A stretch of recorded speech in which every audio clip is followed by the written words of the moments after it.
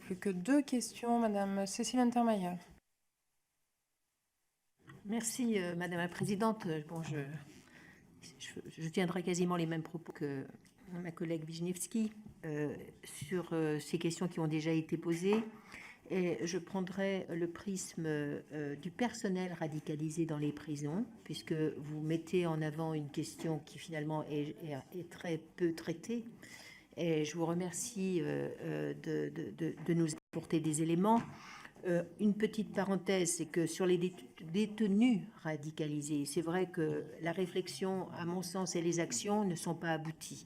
Nous ne savons pas vraiment comment à la fois identifier de manière sûre, gérer et déradicaliser. Et moi, à cette occasion, j'émets vraiment le vœu, le souhait que nous puissions avoir une réunion, peut-être à huis clos, avec la ministre de la Justice et son administration sur cette question de la radicalisation.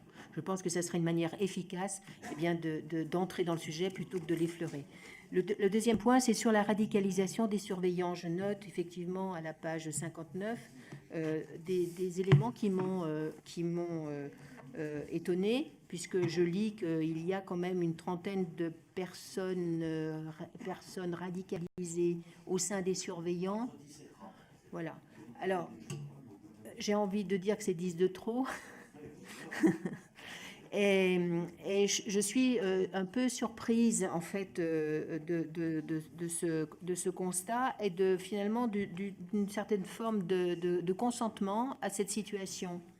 Il me semble, et ma question est de savoir comment ce principe quand même fort de neutralité, de laïcité qui s'impose aux agents du service public peuvent, dans un domaine aussi sensible, c'est de terreau fertile, comme pour reprendre vos expressions, on puisse en arriver à cette situation.